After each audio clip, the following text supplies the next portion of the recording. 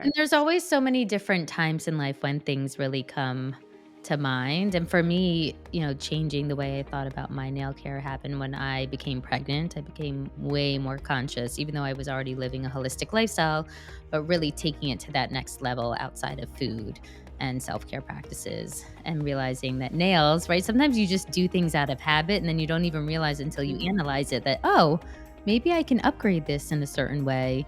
Maybe there are some toxins in here, and thinking about how porous skin is and it goes straight into your bodies.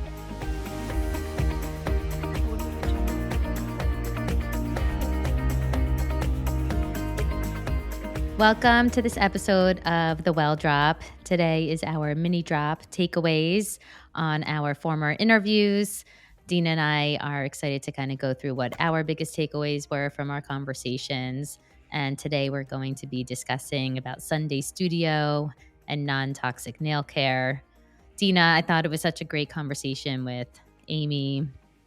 She definitely was a trailblazer in bringing non-toxic nail care to the masses with opening up, multiple studios in New York City and hopefully going beyond. But most importantly, that she has products that are sold, online and in stores so that you can have a piece of that experience at home.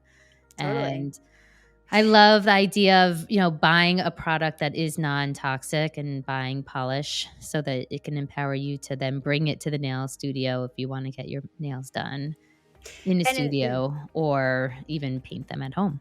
yeah, and it's about reshaping the way we think about something that so many of us do and have done for years without a second thought, and paying attention to the things that we are putting on our bodies and inhaling into our bodies. It's a great reminder that a lot of these things we take for granted are not necessarily the best choice for our bodies. And it's just a good reminder generally, I think, to think about things in a new way.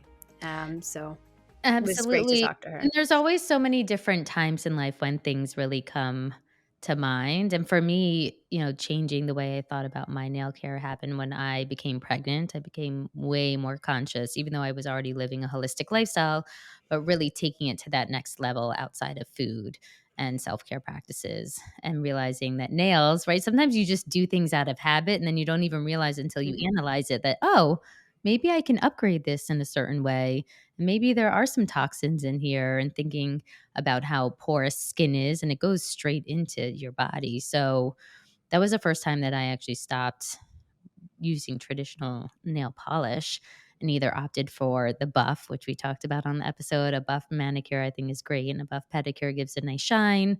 And then I started researching different brands that were out there that involved non-toxic nails, which, for those out there who don't understand what that means, if you see when you're at a nail salon or even online, they'll say free of 5 or free of 10, and those are like the top toxins that are in nail care. So I think it's an easy choice, and it's actually probably more cost effective to just, if you're painting your nails at home, buy your own nail polish and let it be healthier, especially for the little ones. We always believe in, doing better for the next generation, and I love getting my nails done with my daughter. It's something that's really fun and relaxing. And going into, our 3 biggest takeaways, on the heels of that is, one is really using a manicure for a part of your self-care and Amy added meditations to the manicures, put headphones on and kind of get a 2 for 1. I love being Yep. efficient, so I think that's great. I never thought about getting a manicure. Yeah, I mean, I've told you this, I've shared this with you. I mean, I have guilt around anything that I spend time on beauty related because we're also inundated with so many things to do, and it's hard to make time for it all. And certainly, if I think of nails as just something to look good, which is there's nothing wrong with that, of course, but I don't prioritize it.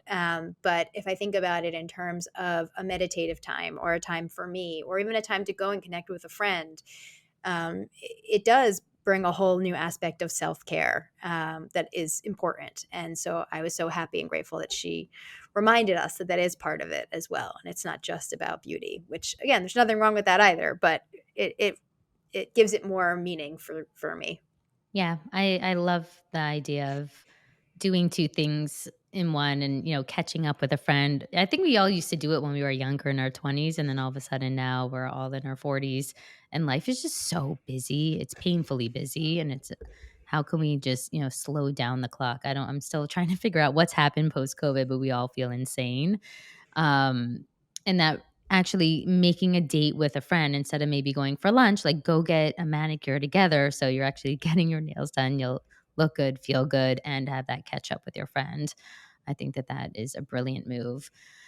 So that was our first takeaway about incorporating the self care aspect into your nail care. And the second one is, about moderation. I used to be a really big gel manicure girl when nail art came on the scene. I would get my nails done all the time, every month, and they were fun and sparkly and designs. And I thought it was like super artistic and cool.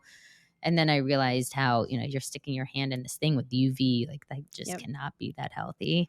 Um, but the best part is that you don't have to sacrifice on that if that is what brings you joy. There are now non toxic options out there, which I just recently discovered. I didn't even know that myself. So I think that moderation is key. Do 1 month with those, Yep. hopefully more of a non toxic gel. But if you're still doing the regular gel, fine, but then take a month off. Yep. And it's just not, it's about how do you reduce the load. We're not, Yeah. no one's perfect. There's no such thing as Yep. perfectionism. So how Yep. do you just kind of keep editing and tweaking and just being mindful of it? And then it doesn't feel like work. You're sort of, optimizing your health and by just doing it in moderation. Yep. And then number 3 takeaway is all the things you can do at home to also optimize your health that I thought was, super informative that Amy shared with us, and things that I hadn't thought about, like wearing gloves when you do the dishes. And that's a real good Um, one. Keep your it manicure longer. There's a reason why I just think of the '80s and those yellow gloves in the sink or under the 80s, it sink. brought me back to the 50s to thinking of June Cleaver in the kitchen, but not in a Oh, bad yeah. way.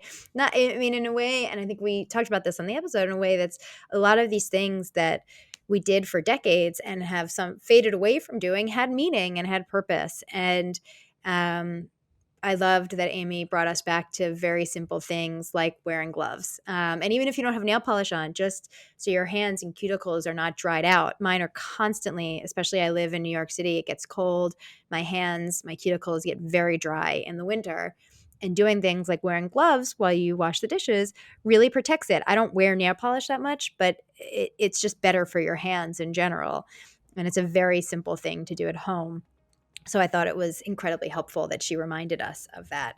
In addition to the other items that she shared with us of, of lemon. She talked about lemon and soaking your Water, hand, that's good. lemon water, exactly.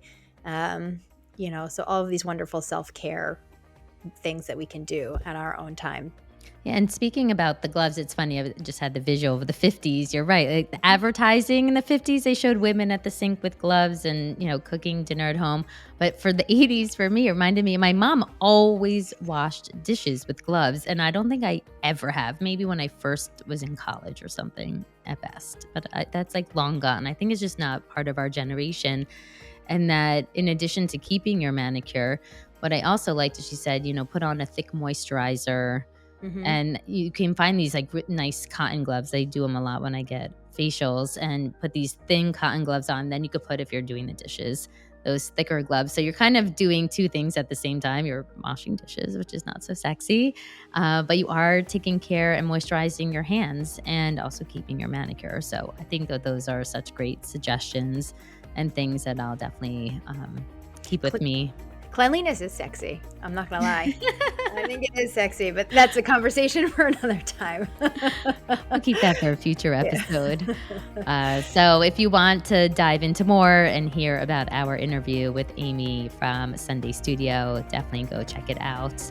But those were our three biggest takeaways, and we love to hear what yours were as well.